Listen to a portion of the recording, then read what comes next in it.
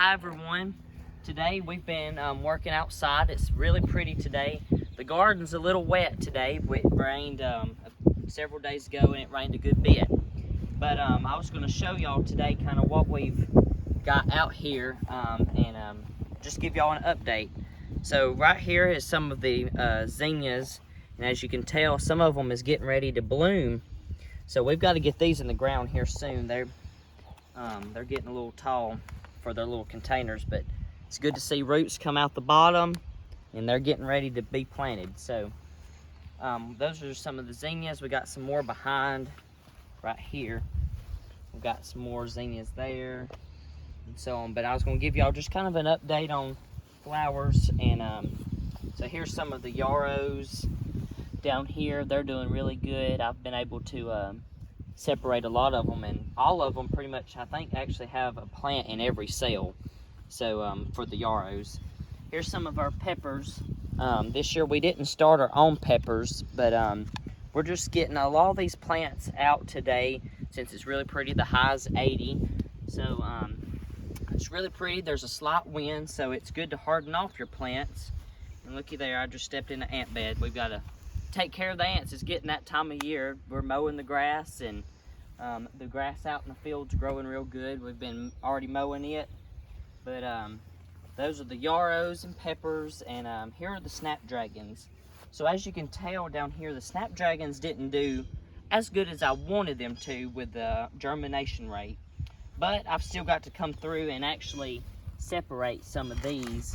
So like this one right here don't have like those two in there. So I've got to come through and I'm going to take one of them out and move it over. So I've got to do a little bit of separating to where we just got one in each cell. But I was just going to show y'all and give y'all an update. Dad's got his squash and cucumbers right here seeded, and they're looking real good. They've been a little tossed. They've got their third leaf right here. They're working on the fourth and fifth and sixth leaf. So they're going to be ready to plant here. Whenever it gets a little drier in the garden, we can till up a little spot, or the row that they're going to be planted in. Here's the cucumbers.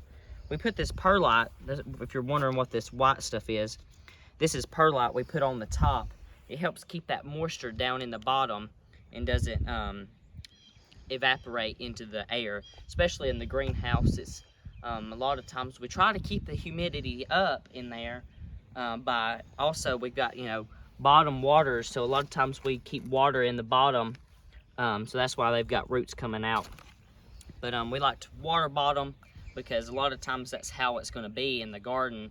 A lot of times it's all around them too, but that if they run their roots real deep, that's where the water is and the moisture. So we're trying to get them used to that, and it helps them with germination and stuff to keep the entire soil of the cells in the pots with plenty of moisture. So we're going to step in here in the greenhouse. It's nice and hot in here today. We've got the doors and windows open. But we've got,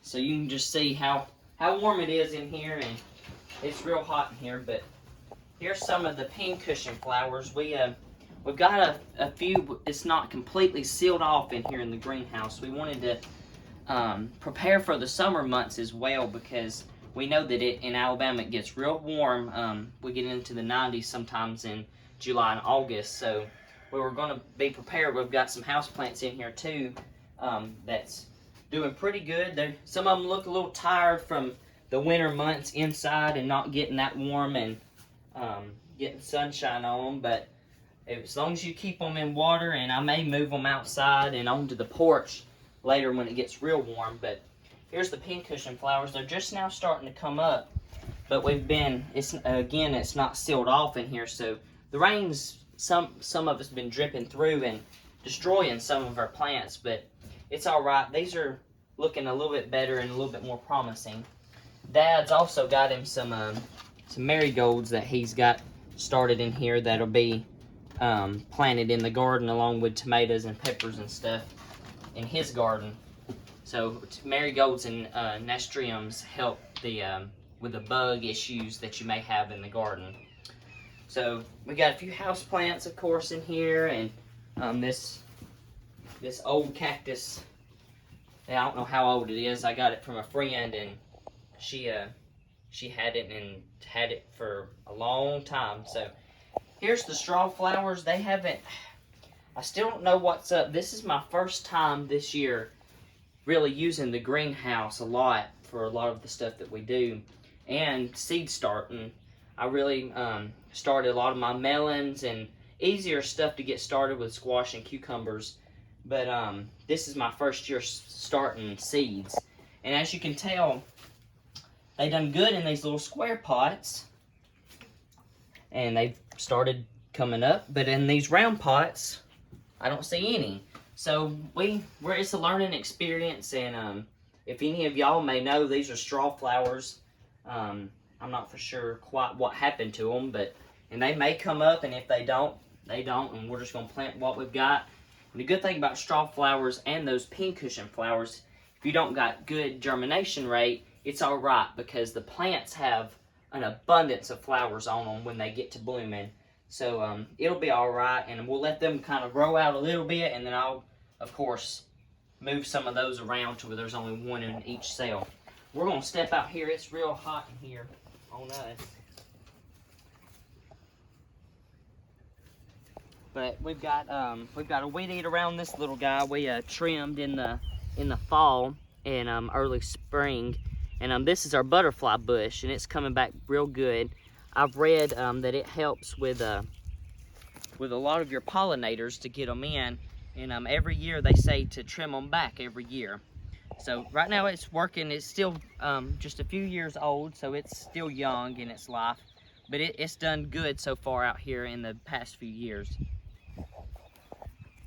And look how pretty the apple tree is. So here recently we've had our apple tree to bloom, and there's just a few more blooms left on it. It's already been in its prime. Just a few, maybe at the first of this week and last week, it was really pretty out, and they bloomed out really good.